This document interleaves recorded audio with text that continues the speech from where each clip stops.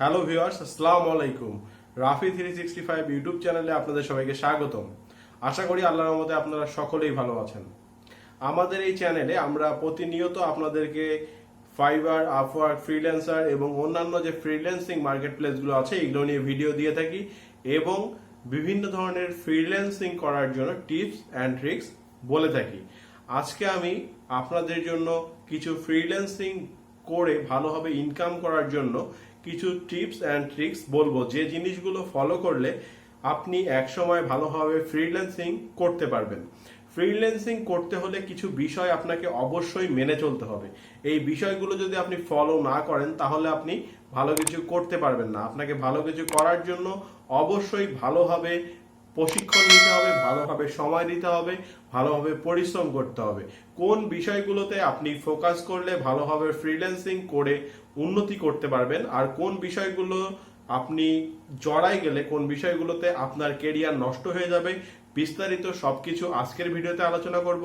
আমি আজকে আপনাদেরকে 5টি পয়েন্ট বলবো, যে 5টি পয়েন্ট আপনারা যদি ফলো করেন ইনশাল্লাহ আপনারা ভালো কিছু করতে পারবেন। যারা আমাকে প্রথম দেখছেন অথবা আমাকে দেখেন কিন্তু আমার চ্যানেলটি এখনো সাবস্ক্রাইব করার প্রয়োজন মনে করেনি, তারা অবশ্যই আমার চ্যানেলটি সাবস্ক্রাইব করে সঙ্গে থাকবেন। আর যারা ইতিমধ্যেই সাবস্ক্রাইব করে দিয়েছেন তাদেরকে অসংখ্য ধন্যবাদ। তো চলুন শুরু করা যাক।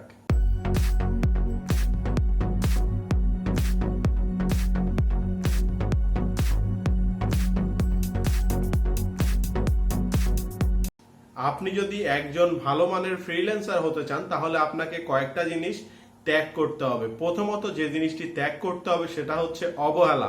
কোনো কাজে আপনি অবহেলা করলে সেই কাজটা ভালোভাবে শিখতে পারবেন না।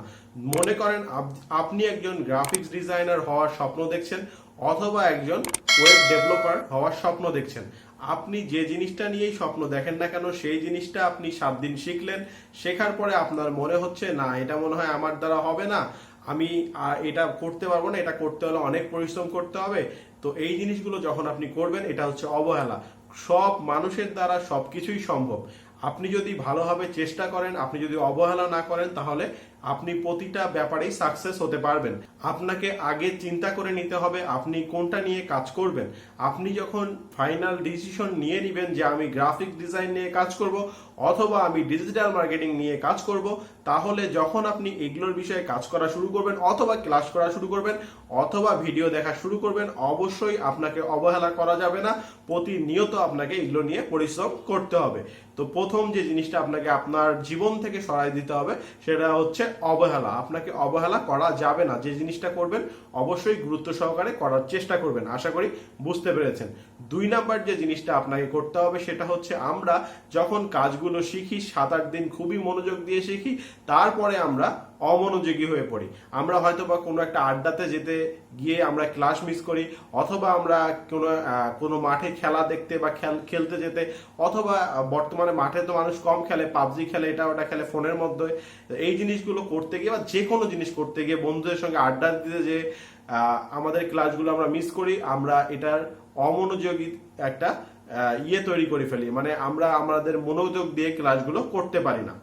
তো এই জিনিসগুলো আমাদেরকে বাদ দিতে হবে, অমনোযোগী জিনিসটা বাদ দিতে হবে। আবার অনেক স্টুডেন্ট তো এইভাবে বাদ দেয়, আবার অনেক স্টুডেন্ট আছে তারা করে কি সব সময় ক্লাস করে বা সবকিছুই বোঝে শোনে কিন্তু ক্লাসে অমনোযোগী থাকে, যেতে হচ্ছে তাই যাচ্ছি, এই ধরনের চিন্তা বাদ দেন, পরিশ্রম করতে শেখেন, ইনশাল্লাহ ভালো কিছু করতে পারবেন।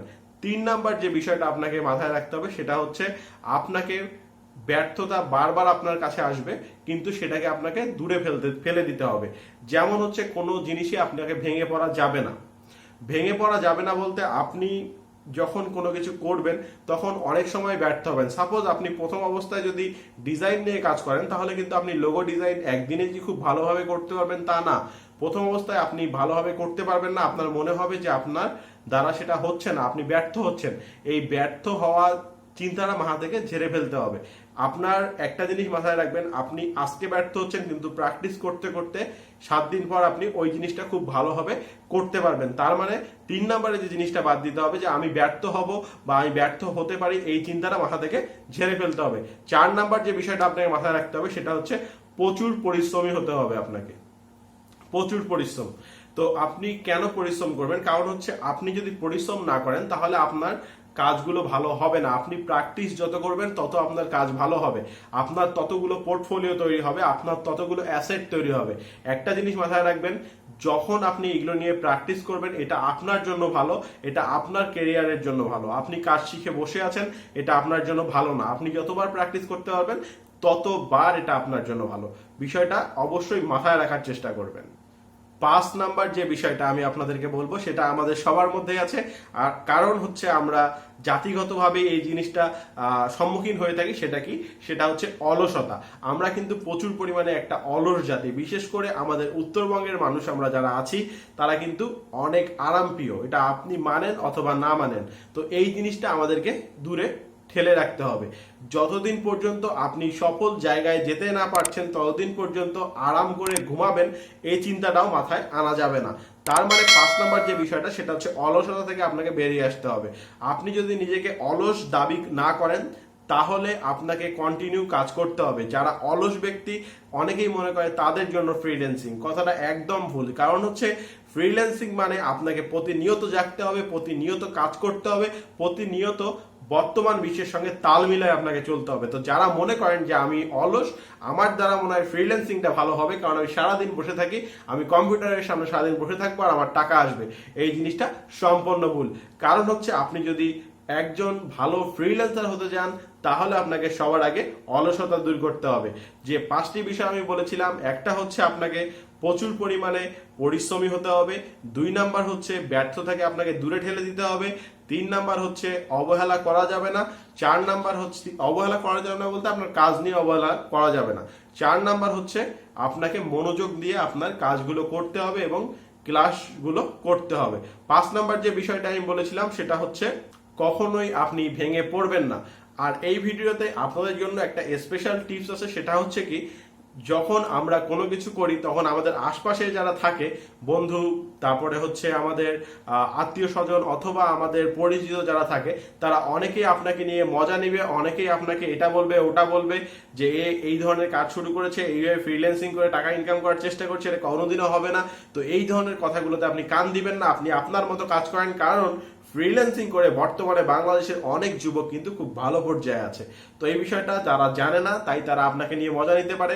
তো এই ধরনের কথাগুলো আপনি কানে নিবেন না, আপনি আপনার মতো কাজ করে যাবেন। অবশ্যই আশপাশের থেকে যে কথাগুলো আসবে এই কথাগুলো কখনোই নিজে কানে নিবেন না। এই 6টা জিনিস যদি বাদ দিতে পারেন তাহলে আমি বলবো আপনার দ্বারাই ফ্রিল্যান্সিং সম্ভব।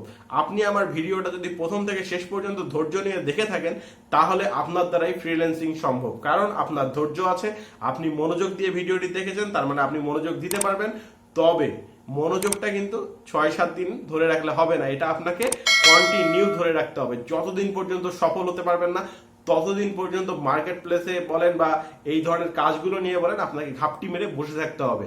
যখনই সুযোগ আসবে তখনই আপনাকে ঝাঁপায় পড়তে হবে।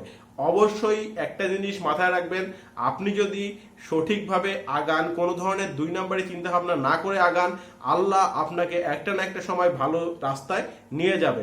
তবে অবশ্যই যে যার ধর্ম খুব সুন্দরভাবে পালন করার চেষ্টা করবেন। যারা মুসলিম ভাই ব্রাদার আছেন তাদেরকে বলবো অবশ্যই 5 ওয়াক্ত নামাজ পড়ার চেষ্টা করেন, কারণ এই নামাজ পড়লে দেখবেন অনেক কিছু আপনার আয়ত্তের মধ্যে চলে এসেছে। ভিডিওটি যদি ভালো লেগে থাকে অবশ্যই ভিডিওতে একটি লাইক দিয়ে দিবেন। যদি আপনি আমার চ্যানেলে নতুন হয়ে থাকেন অবশ্যই চ্যানেলটি সাবস্ক্রাইব করে সঙ্গে থাকার চেষ্টা করবেন।